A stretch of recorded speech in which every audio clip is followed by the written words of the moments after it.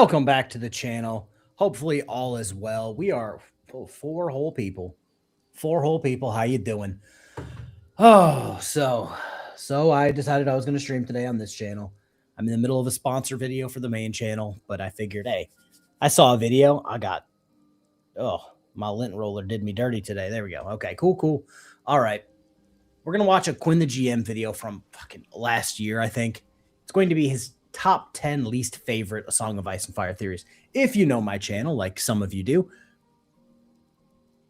I've done several of these videos myself, which I have always found absolutely fucking hilarious. We're going to do it that way. That way it's better. But yeah, it's absolutely hilarious. I think I've mentioned this a gajillion and a half times at this point. For whatever reason, without having book content. We've got the shows, sure, but we haven't had real book content or book content that we want. 12, 14 years, something like that. I watched a video and it had a timeline of this book came out and then this book came out 2 years later and then 2 years and then 4 years, something like that. But it's been almost 2 decades since content. So now people are just looking at the sky and going, does George want me to think this is a conspiracy? Did George want me to find this? They see a half, cut down tree and they're like, this must be a conspiracy about Game of Thrones. That's how I feel like we're getting in the Song of Ice and Fire universe at this point. Anything and everything is now a conspiracy theory or possible conspiracy theory because we just haven't had content. So we're going to watch this video. It's actually quite short. It's like 16 minutes. We're going to watch this and then we're all going to get back to our Tuesday, whatever day it is. Enjoy. The A Song of Ice and Fire fan community has effectively been locked in a hot car for the last 14 years, and as I can attest from childhood, such situations often lead to creative thinking, or bouts thereof. There are some truly excellent fan ideas out there, theories so based in the text itself and clearly established in the themes of the story as it currently exists, that I basically take them as canon. The Night Lamp, for example, which is this excellent theory about how Stannis Baratheon is going to smash the Freys and the Manderleys and the Boltons in this battle at the very beginning of the Winds of Winter. Yet, for every Night Lamp, you probably have 10 theories that are about 50 times worse. I swear, if the video "Is Varys a Merman" pops up in this video, I'm gonna lose my shit. The Night Lamp, I've read about it. It's a great theory. It makes sense. It's like a pure Stannis move. Is Varys a merman? Questionable at best. Not being based in any textual analysis, mostly being based on vibes or contrarianism or just whatever someone who hasn't read the books is thinking on a given day. Today, I wanted to run down my 10 least favorite A Song of Ice and Fire theories. I will give you a shout out this way. I will not attempt your name because as someone with a very peculiar last name, I get that shit pronounced all the time and I'm just like, ugh. So thank you for being here. Thank you. As, I don't know, sometimes you just kind of have to be negative to vent.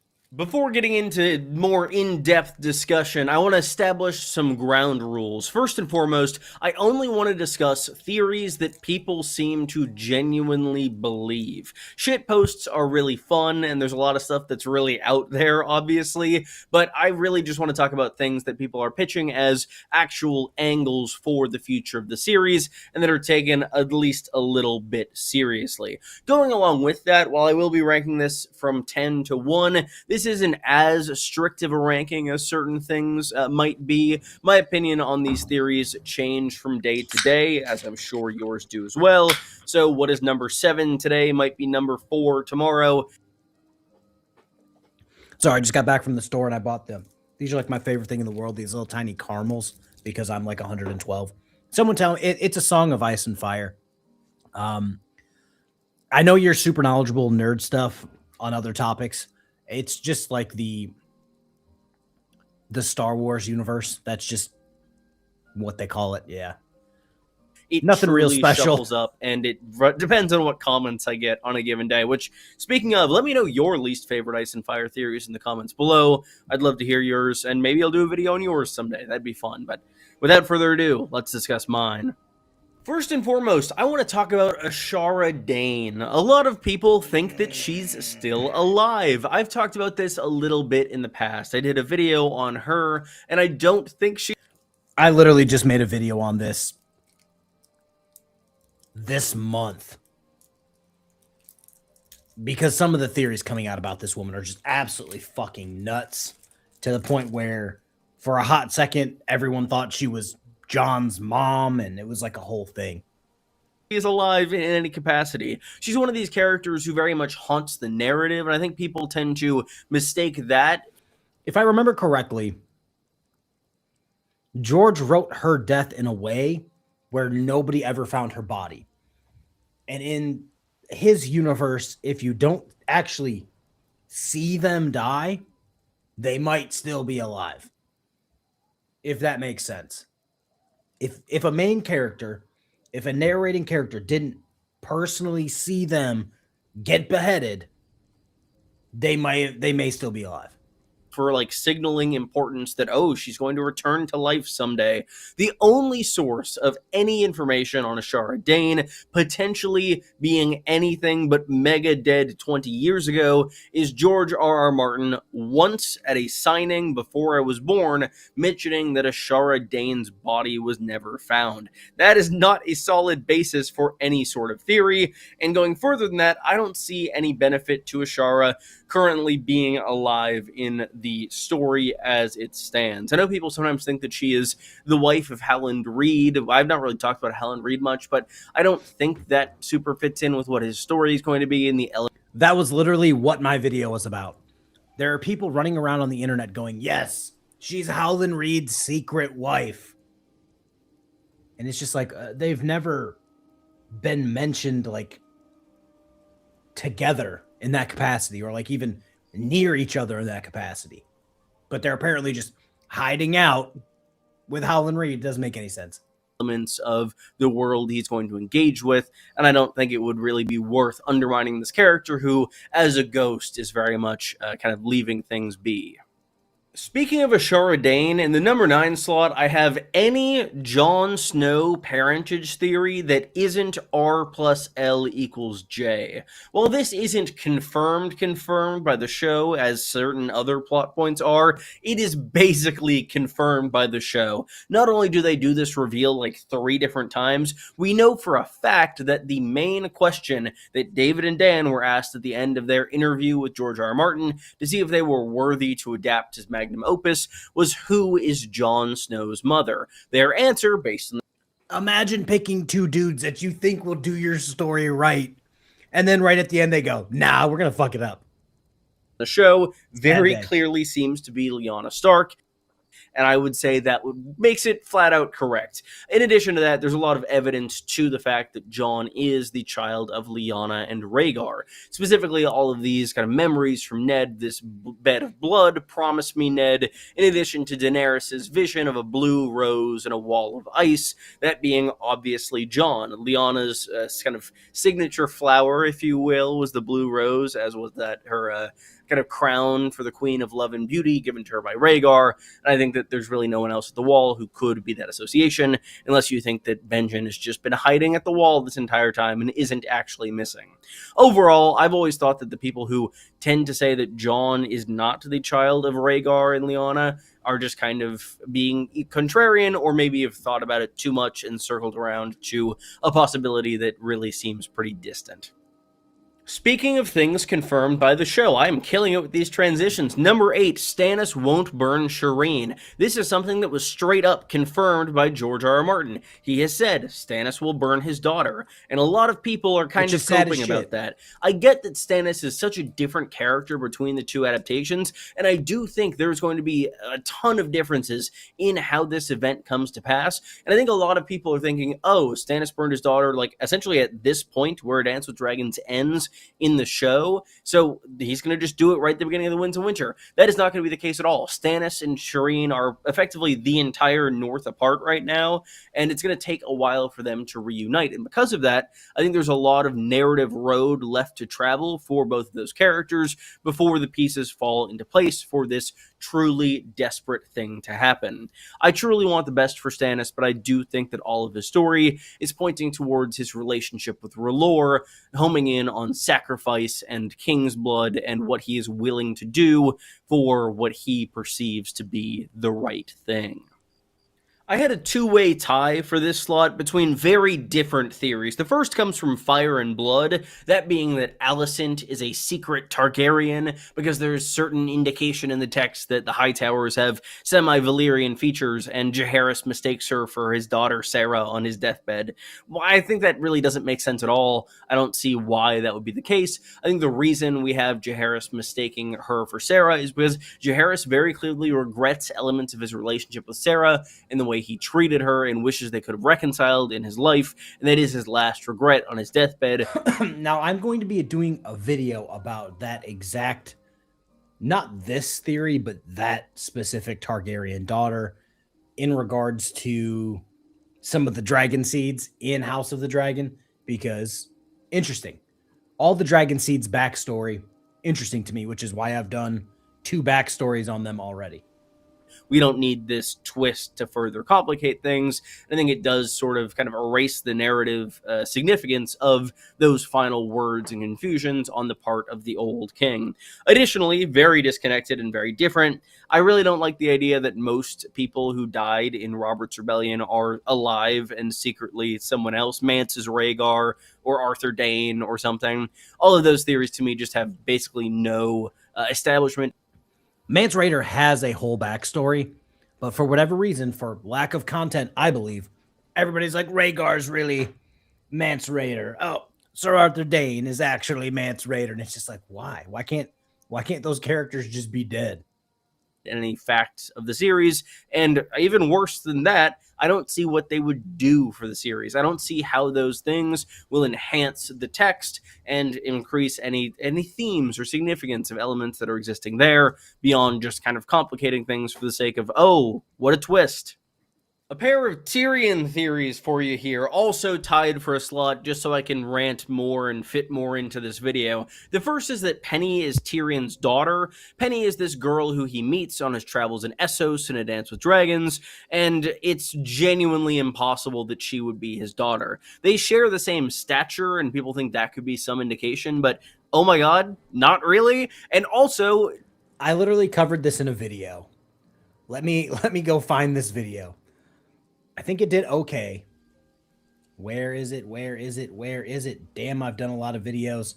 1 month ago, I covered the Ashara Dayne theory and this Tyrion theory. And if I have my, I don't know, if I have my brain correct on this one, for the ages to match up, he would have had to been like slinging dick at like 8 or 9 years old and somehow knocking someone up a world away at 9 years old. So, like, the only reason that this is even, like, a theory is because, like they said, they're the same stature.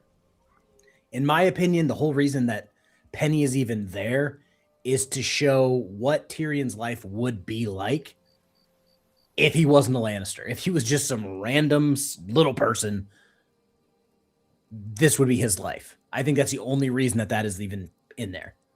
Tyrion would have been 10 when Penny was born, yeah, and 10. I do not think there's any indication from being in his head for 4 books I was that one he pause fathered away. A child at age 10. There could be something from Tysha's relationship, but that's another can of worms entirely. And speaking of, the theory that Tysha is the sailor's wife, also, I don't like whatsoever. I think if the sailor's wife was married to any Lannister, it was pretty clearly Tyrion's uncle Garyon who sailed east to find the old Valyrian steel sword in the ruins of Valyria, that being Bright Roar, this sword of House Lannister that they had purchased long, long ago and was lost to time. This fits in a lot better with the timeline, and I do think that Tywin saying that Tysha is wherever whores go doesn't literally mean that Tysha is a prostitute somewhere, as many people are seeming to interpret it as. I think the main point of that passage is that Tywin is just being fully dismissing and not even engaging with the question. He's not, like, trying to lay out clues for Tyrion. You know it. You love it. Cleganebowl. Oh my god. I do not like Cleganebowl at all. I have an entire video on why I don't like Cleganebowl. But in short, I thought it Robert was okay. Strong is not Gregor Clegane. Yes, it's the same body. But the point of this undead person is that Gregor Clegane, the monster that he was, his suffering is ringing eternal in this unlife that he has been forced into after being slowly poisoned. And Sandor, who is alive, his arc doesn't really have anything to do with violence going forward in my mind. I think he is a peaceful figure. He was on the Quiet Isle the last we saw him, and I think his role in the story, if any, going forward, will be to aid in convincing Arya to stay away from the path of vengeance and take. O'Neill the Welshman. Yeah, so these books came out when I want to say the first one came out in 97, 98. I was 7. The only reason I even went down this road was I've told the story on the main channel. While I was on deployment, people's wives, family members, moms, dads, sisters, brothers, aunts, uncles would send you care packages. Mine sent me random shit like clothes, random food items. Some people would send hard drives or flash drives with bootleg copies of everything. Just so happens, I was on deployment when season 1, I think, came out. So one of my friends got sent. Funny story. He actually works at the Pentagon now. He got sent a flash drive with all of the episodes of season 1. So while I was on deployment, basically you just hand around all of your hard drives, all of your, flash drives to get as much content you can from everyone who has it. So we all have the same shit. And that's where I fell in love with Game of Thrones. Like, it's on HBO. I've hesitated rewatching the show for the 50th time. Like the other day, I went to go to bed, went to throw on Game of Thrones season 1, episode 1, and I'm just like, I can't do that because I need to sleep. So instead, I turned on the Fellowship of the Ring extended edition, and I'm pretty sure it's still playing as we speak in the other room. Did they change actors for the Mountain? Yeah, I think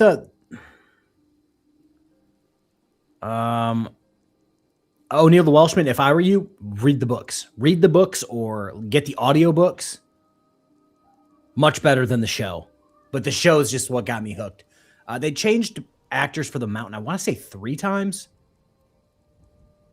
If I remember correctly. They had the one that was in the Turning of the Hand. I think that was actor 1. I believe actor 2 was shown at Harrenhal when Arya was there. I think that was the second one. And then Thor being the Mountain when he did the 1v1 against Oberyn Martell. I think that was the 3rd. They probably did a 4th. I don't think Thor would have showed up to be zombie Thor, or zombie the Mountain. So maybe 4. There's that. I think 3 or 4. Yeah, the audiobooks are honestly the way I would go about it. If you're reading a book, I have a bunch of Game of Thrones, Lord of the Rings type books, but I also have a bunch of history books. If I'm reading a history book, I like to read it because it's like that person is writing it or their ghostwriter is writing it. So there's only one real voice going on in my head. But when I know most audiobooks, when it comes to Game of Thrones, they have like a different voice actor or they do a different voice specifically for each different character. And I can't do that in my head anymore because I've just got too many voices in there, however crazy that sounds. So I like listening to the audiobooks where they give me a different voice for each character. It just helps me get it better. You were in the Navy reading? Josh was reading in jail. I believe it. Taking vengeance against his brother really has nothing to do with that. Number 4, you might be able to predict if you've seen some of my stuff on Twitter a few months ago. I really do not care about anything that has to do with the Great Empire of the Dawn, or really writ large. I think the World Book, The World of Ice and Fire, is not a great place to base theories on, given the fact that it is so tangentially related to the main series. Not only is it only partially written. It's funny he says this because I'm working on a script. O'Neill the Welshman. It's funny. I just re-downloaded Audible yesterday. Dove, how you doing? It's funny that he says, I don't care about this. I was literally about to start a video about this area specifically because of what Daemon Targaryen said to Rhaenyra about once they had King's Landing, let's conquer the world. Let's go get the riches. Let's go see the men with wings. And in my head, if in the grand scheme, if they're the only people that had dragons and they managed to keep, I don't know, most of the dragons alive during the Dance of the Dragons, they could have conquered all of Essos and never stopped. By Martin himself, all of these grand ideas of these ancient civilizations and these peoples far, far away from Westeros or even Essos having anything to do with the main story, even in just mirroring it somehow, it's just kind of preposterous to me. It does not make sense, and I think that, sure, maybe certain elements of it were designed to mirror the main series, but I think that's it, if anything. I think it's more of a mirror of the main series than the main series will be a mirror of it. I don't think there's really any significance to that whatsoever, and if there is any mention of the Great Empire of the Dawn in The Winds of Winter or A Dream of Spring, I will eat whatever hat is closest to me at the point at which I read that book. 3, it's near and dear to my heart, and it's one I also discussed fairly recently, and it's the idea I see pitched time and time again on Twitter and in my comment sections, which is that Martin is taking so long because the show's ending was his ending, and he's rushedly changing it because everyone hated it. That's completely incorrect. If anyone changed anything, it was the show. There were massive plot lines and characters cut well before the series reached its conclusion, and because of that, it was... So I it's funny that he's saying this. I actually had a theory that was similar to that, but it wasn't like George's ending was that ending. It was just that George's ending was similar enough, or ended, maybe it wasn't Bran taking the Iron Throne, but somebody else equally as dumb. Because in my head, as we sit right now in the books, 3 people technically should, maybe less than 10 could even, and none of them are the people that they chose. None of them were Bran. So if maybe George picked another character like out in left field and brought them in to be king or queen, maybe he could maybe just look at it and go, well, the show wasn't exactly received the best. Let's rewrite this. Because I forgot what year it was. I've done so many videos on this channel. My brain is just fried. He said a few years ago, if I don't have this book done by this day or this year, throw me in jail. And at that same time, he said he was around like 1,200 pages into The Winds of Winter. So it's like, what are you doing, George? What you doing? What you doing over there? Built on faulty ground. The showrunners were just trying to rush ahead to conclude this series that they no longer had interest in after the Red Wedding, just to end up getting a paycheck from Disney that ended up evaporating based on how terrible everything was received here. It just makes me so angry that the two works are so often conflated. Well, yes, there are a lot of similarities, and the first 3 seasons are generally okay to quite good adaptations. Beyond that, I would say things begin to diverge quite quickly, and the core of both works just could not be more different. Specifically in David and Dan rushing so much, and Martin so carefully taking his time to ensure that things are falling into place as necessary, at least to some degree, though there are other elements of procrastination. So there are so many good theories like that just no one is really talking about. Like maybe I think this is just the overall problem with like social media, YouTube, shit like that, is so many people try to, how to say this politely. They make a video based off another video, based off another video, based off another video, all of which have done well, and they're only confirming said theory to get a video to do well, if that makes sense. Where if you're coming out of left field with a new-ish theory or a theory no one really talks about, no one really cares, which is odd. That's why I made the is what's his nuts a merman, because I've only seen that video twice instead of 157 times. It's just an out of left field theory that doesn't make any sense, and I'm just like, well, somebody has to talk about this. That's how I feel about those. Somebody should be talking about it. Procrastination going on. Number 2, there's an excellent Glidus video in this one that can debunk it better than I ever could. It's Tyrion Targaryen. This idea is one that I assume has been promulgated by fans for long before I entered the fandom, as he is one of the 3 kind of central characters going on here, along with Jon and Daenerys, the other 2 also being Targaryens, one of those 2 being a secret Targaryen. And yes, there are elements in the timeline where that can be kind of raised as a question, with this weirdness going on between Joanna and Aerys around the time of when Tyrion would have been conceived. But I think the point of that ambiguity is it being there to allow the characters themselves to examine it, rather than have any significance on who these characters actually are. Tyrion is Tywin's son. That is the key to Tyrion. That is the key to Tywin. Both of their arcs continually fall apart if this is not the case. The point is Varys. The theory is Varys is a secret merman, which is how he's able to just pop up wherever he wants. And it's just like, if it takes a month to get from King's Landing to the Wall, or to Winterfell rather,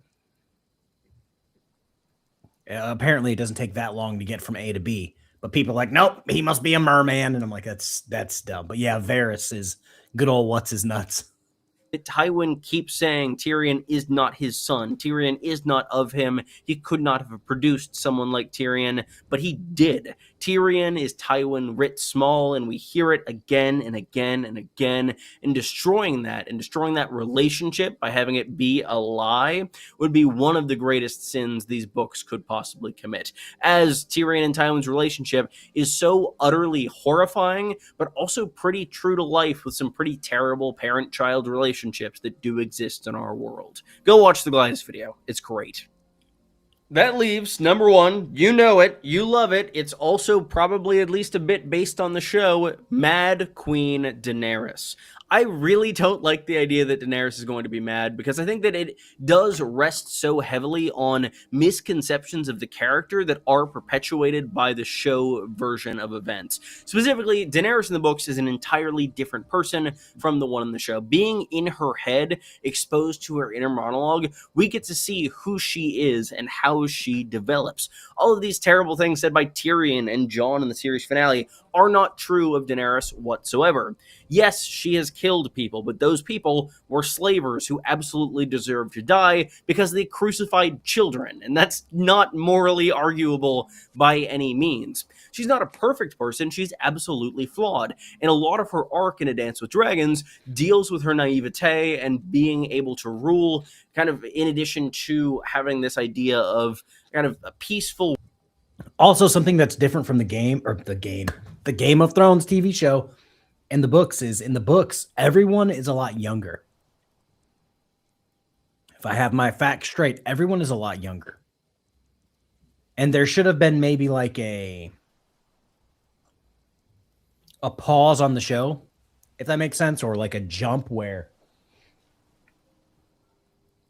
ending at, I don't know, like, let's just, for arbitrary purposes, say episode 2 or season 2, maybe have episode 2 and episode, or season 2 and season 3 have like a break where you just age up the characters. You don't actually have to age them up. You don't actually have to take a break, but you can just say, well, this person was 8, now they're 12, or something along those lines. When he freed the 2 dragons is when I thought, yeah, it's one of those weird things where, like, the dragons in the TV show were around a lot of people and didn't just eat them off just, I'm a dragon, I'm going to eat what I want. In my head, that's why they didn't eat him or didn't set him on fire, yada, yada. But yeah, that's why I thought she went full on her period. The last season was weird. I mean, obviously the last season was weird. Everybody was just like, there's a great idea. Let's do the other thing. I'm drawing a blank on the channel, but he did a great. Why am I drawing a blank? My brain. I need to get on some brain medication because my brain is just not working. Anywho, it's like a military YouTuber, gun tuber who did a. They socialized the dragons. That is a absolutely wonderful term for it. Yes, they socialized the dragons. The dragons weren't like kept in a pit away from everyone else and only saw like the dragon keepers or their riders. Her dragons were like constantly around randos. So yeah, socialism is a great word. But no, this gun tuber military guy broke down when Mordor attacked Gondor in the Return of the King and why Gondor just did everything ass backwards. And they could have had a real defense of the orcs if they would have done like a few things. I was thinking about breaking down the Battle of Winterfell from the TV show of things that they maybe, I don't know, should have done correctly by all military standards that they just went, nah, let's send our cavalry into the dark. Let's go with that.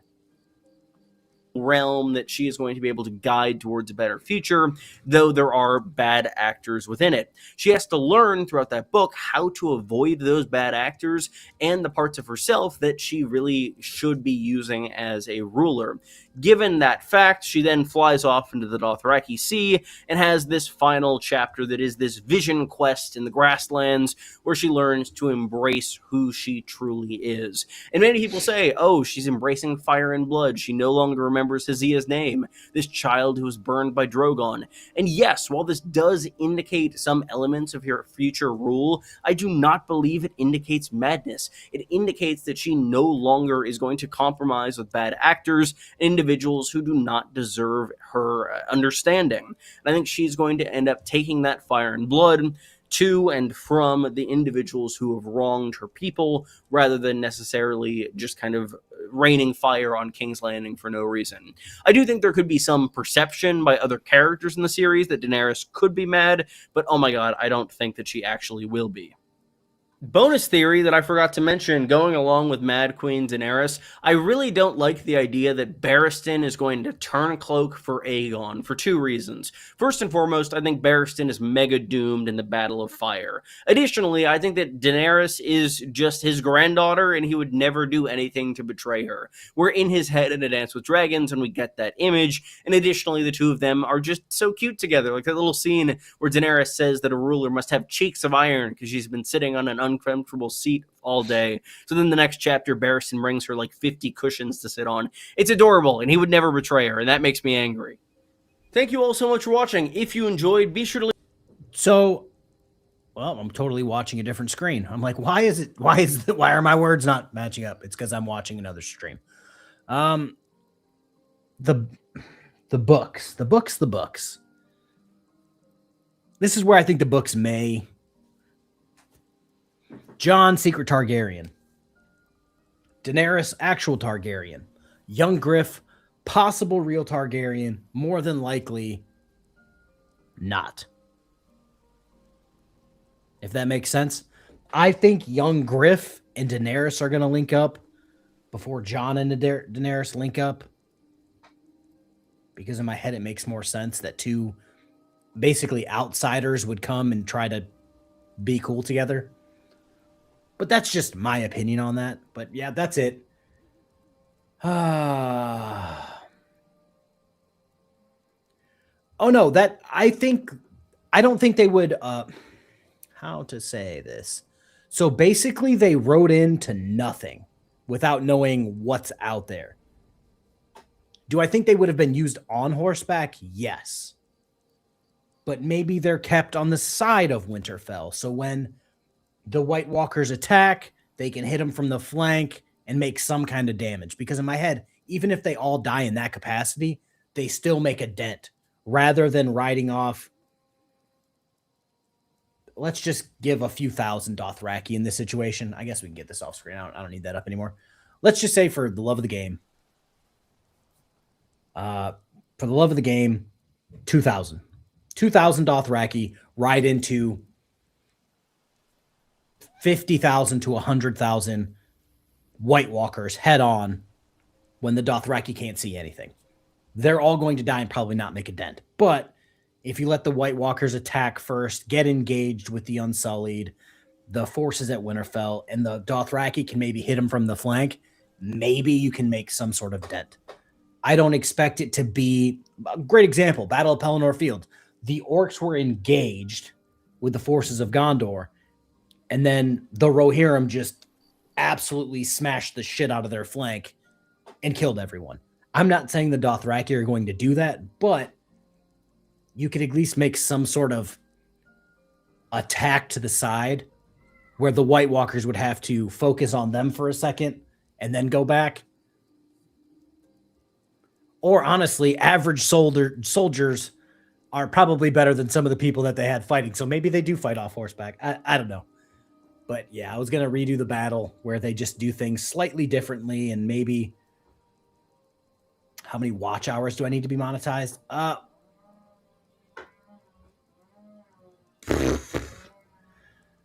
think it's at 3,000 to get super chats and memberships, 4,000 to get ads, and I'm at like 2,700.